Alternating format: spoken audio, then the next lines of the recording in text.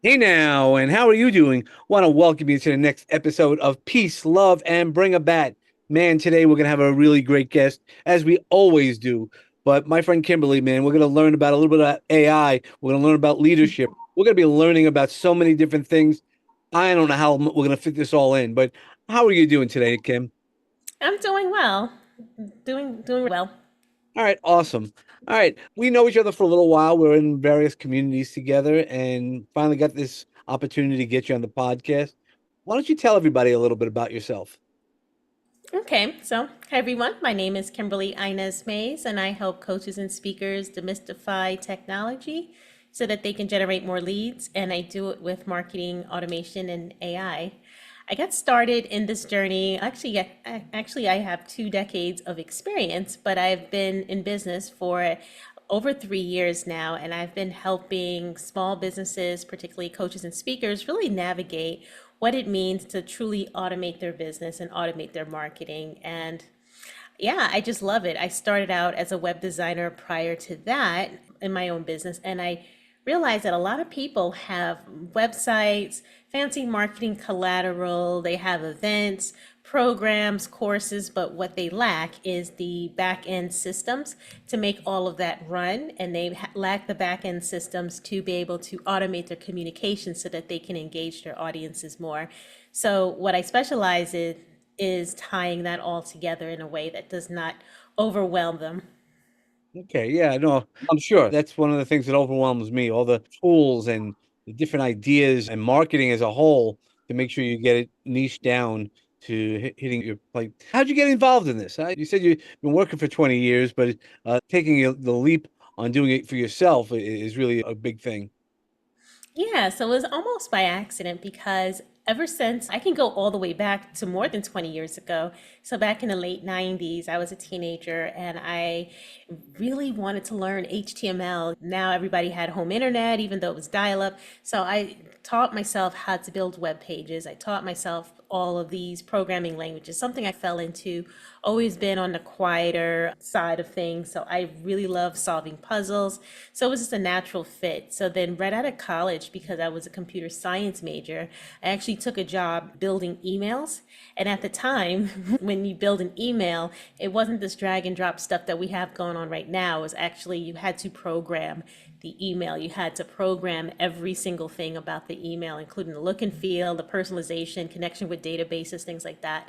So that was actually an accident that I got into email marketing, and I'm still doing emails even 20 some odd years later. So that goes to show you the longevity of the channel. So that was my experience. I worked for several large database marketing companies, and they had a lot of Fortune 1000 companies as clients, including pharmaceutical. I did a lot of pharma, retail, hospitality, and some of those industries. So I got to learn a lot about what goes behind the scenes of a automation strategy.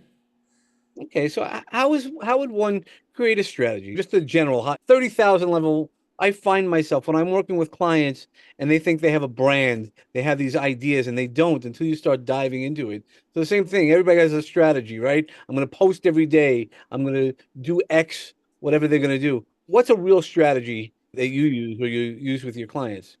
Yeah, I say start with the end in mind. What do you ultimately want to do? What is your big dream, your big goal? And start there. So start with what do you want to do? Who do you want to do it for? And then why do you want to do it? And why should they work with you? So start from there because that's this whole strategy, and all roads will lead to that. That's like your North Star. And then things like posting every day, sending emails, doing this, or should I do that? Those are things that you can work on once you have your North Star.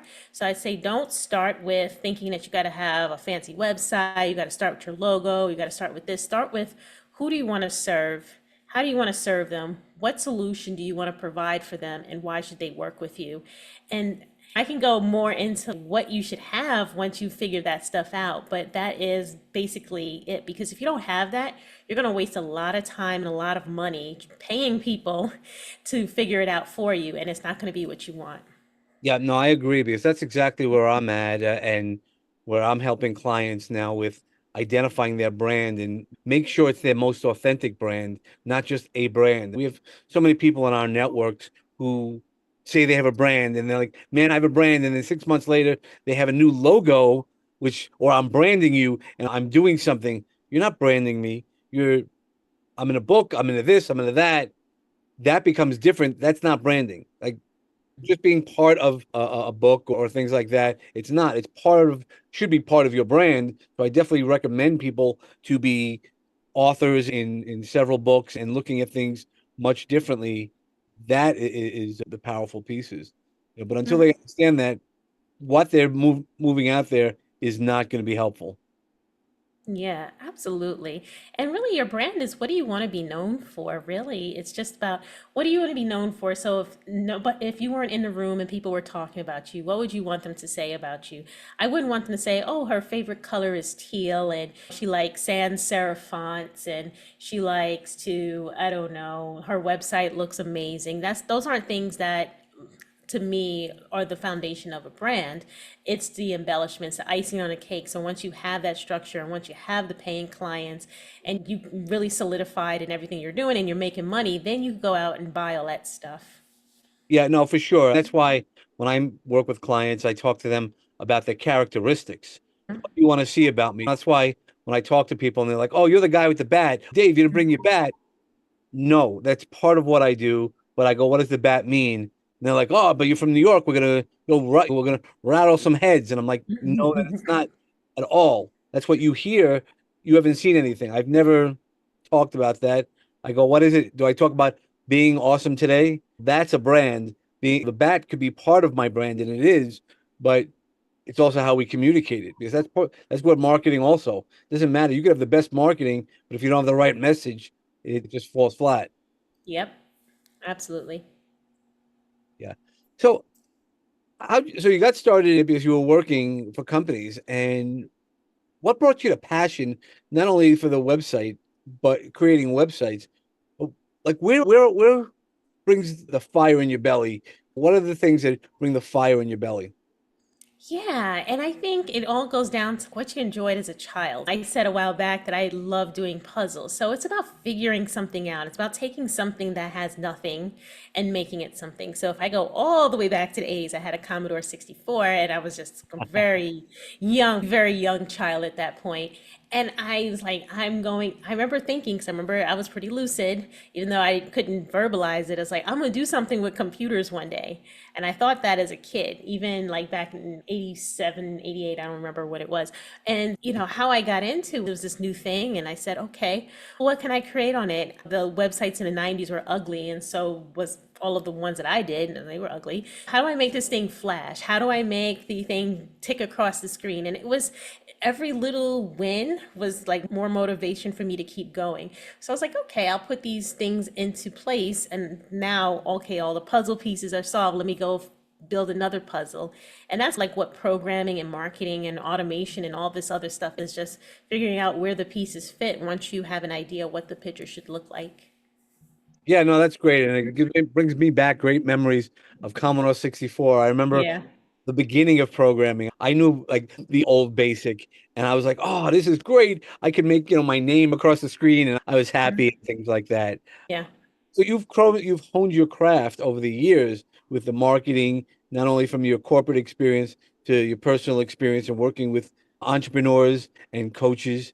What would you say on your journey has been your toughest challenge to overcome?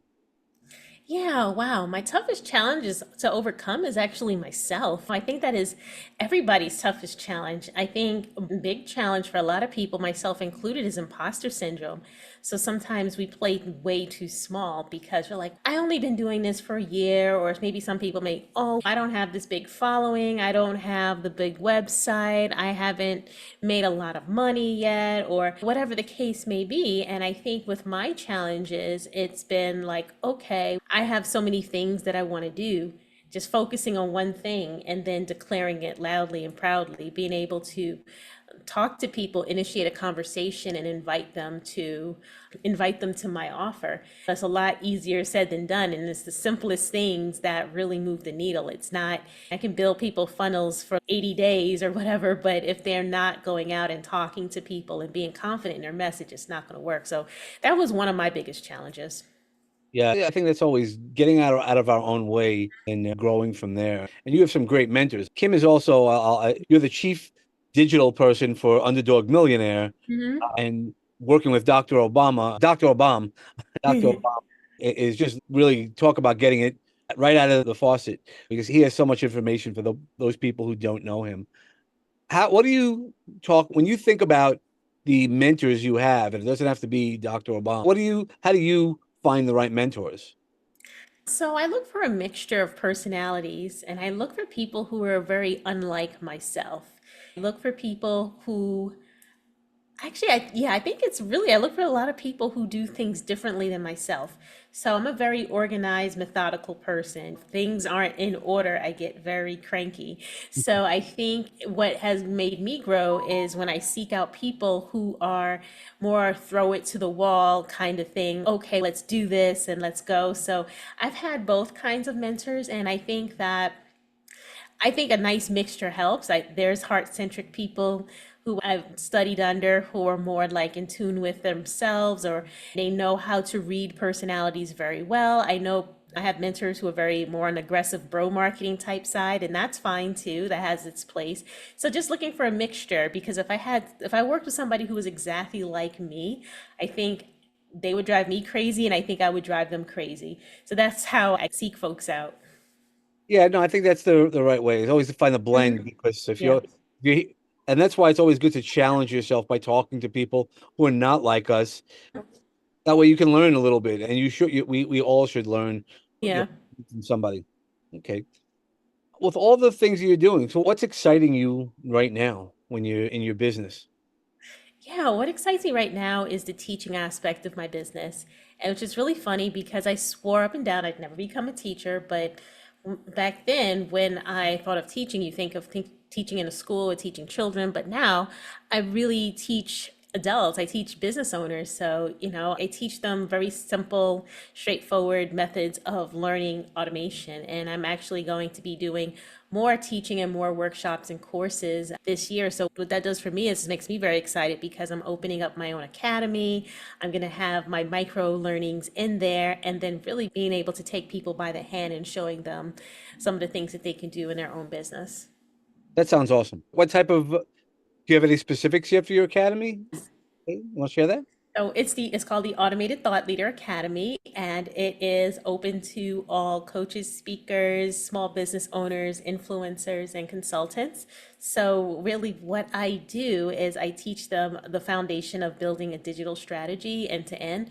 So going from what is their North Star that they may have worked out with their coach or mentor to now how do you implement that? How do you take that apart, work from the back all the way to the front of the funnel to the brand awareness? How do you make people aware of your brand and how do you take them through the entire customer journey with the tools that are out here? And what's really exciting is artificial intelligence, the emergence of generative AI. Now we have just the capability of doing market research and data and copywriting and all of these cool things at our fingertips if we know how to use the tools properly. So that is another module and another section that's going to be huge in the academy. Yeah, I can imagine because AI, I think, might stay around for a little while. I So, think so, yeah. how would you suggest to somebody, besides just hiring you, to learn how to manage all these things until they're ready, right? Because you don't want somebody who's completely disorganized in their message. But as they're building it or even thinking about it, what would be something that you would suggest to somebody just starting out? Yeah, so for somebody who's just starting out, I say you only really need maybe three things in your business from a technology perspective. You need a way to take money. That's number one. You need a way to, because if you don't have a way to take money, then you won't get paid because you won't put out offers. You need a way to take money. You need a way to book appointments, obviously, because I think just starting out, sales calls will be the method of choice for most people. And then you just need a way to collect information. You need a way to collect email addresses. And this could be a spreadsheet if you're just starting out. I am completely platform agnostic and I will meet people where they are. So I will tell you that If you have these basic things and you're just getting started with the ideation of a business to see if it actually bears fruit, you can start with just those three things.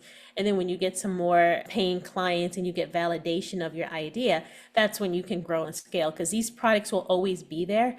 And you can always change them too. Some people say, oh, pick the biggest system that you're going to ever have because you want to grow into it. And I say, if it's cost prohibitive, if it's taking money away from you and it's complicated, you're spending your time trying to figure it out, then don't use it. You can always change it up later. So that's what I would say.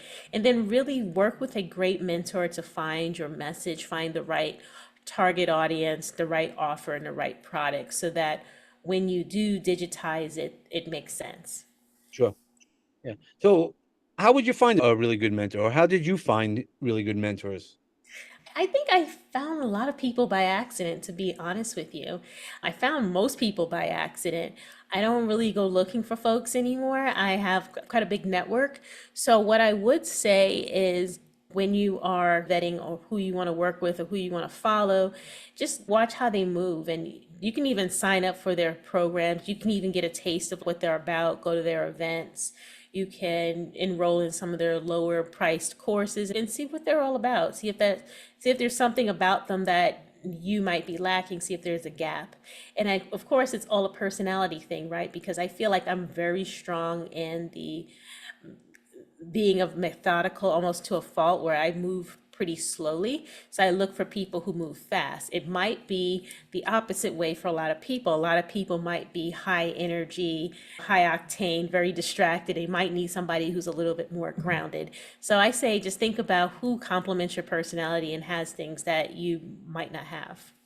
Okay, I think that's some great advice. And so one of the things I like to talk about on the podcast, because we all understand about peace and love, is when you bring a bat and what keeps your balance going? Because that's really when you hit your sweet spot, that's what's the most important is the balance of how you balance your life. So how do you balance your life? Yeah, so how I balance my life is I realize that you have to do what, and I hate to sound cliches, but you have to do what feels right and feels good to you. There's a lot of things that people tell you should be doing, and I think being grounded and staying in your lane and true to yourself is paramount. And I'll give you an example. I do marketing automation funnels, a few websites, but a lot of people, say, why don't you do social media? Why don't you do Facebook ads? So there are about 1,000 different other things that I could also do that people are willing to pay me for, especially when it comes to graphic design. I'm not bad at graphic design. I'm actually quite good at it, but I don't sell it as a service because I know that once I do, I will not be happy. So I say that finding that balance is knowing what you want to do, what you will do, and what you won't do, and being comfortable just saying no, thank you. Okay, and what's a sweet spot that you might have in terms of your business or your personal life? I would, yeah, it's tough to say what that sweet spot is. Right now, I'm really excited about the possibility of traveling over the summer. So I'll be traveling for fun. Then I'm also traveling for business too, and I'm traveling for a few other things. So just finding joy in all of it. But yeah, just I think it's just finding joy in things. So if it's there are things that we don't like to do, like taxes, for example. I'm not gonna find joy in that, but I'll find joy in like something else after I get that done. But there should be lots of aspects of what you're doing in business that bring you joy. And if there are none, then you might need to consider something else. Retool or rethink about that. Yeah. So, well, what's one great journey? What's one great story that you might have had in your journey, your entrepreneurial journey, on what you've learned to help you get even more fine-tuned on your message and your life? Yeah, so I think my story, if we speak through branding, I went through several iterations to get to the person that I am now. I can think of a lot of stories, but the one story that comes to mind is I'm very comfortable on camera, and it's not something that was easy for me, and it's not something that is just okay, I do naturally. Now I do, but when I first started, I was very much a perfectionist. I looked at other people and I did a lot of that comparison. I actually cried on my first video that I tried to put out. I look at some of my older videos now and I'm like, yeah, I know I was nervous or scared in those videos. And so I used to see the progression of the person that I've become through having a business too.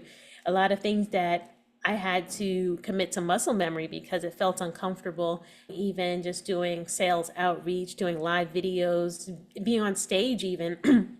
Is something that I really enjoy. So I think that just being open to transforming as a person is something that is required. I don't even think it's an option anymore, but it's just funny seeing how far I was able to come. Yeah. And so how did you overcome some of the challenges? Because we all expect challenges in our lives. How'd you overcome some of those? Yeah, so I think when I first got started, I had to let a lot of things go and I had to learn to really accept that this is me. Love me or hate me, this is me. And I'll give you an example. I'll give you another example. When I first started out, I thought I had to have these perfect photos. And I took some professional pictures that I no longer use because it wasn't true and authentic to myself. And so over the years, my branding and my message really changed. And just the way I show up really had to change a lot too. I don't know. I just think it's just such an evolution. Even from the way that I do my makeup and hair on camera, like I no longer obsess about that. And so one of the strategies that I use is this might be helpful to anyone listening is that yes, if you create content, if you don't like it, don't watch it, just post it. As long as you didn't say anything offensive and you didn't mess it up too bad, chances are that it's good enough. And just put it out there. Your good enough is pretty great. Yeah. So that's Right. what I would say. And the right people will always come to you. But I think that's a Exactly. great way to look at it is, what you do, and don't be afraid to do it by just going out there and do that. Be your most authentic self.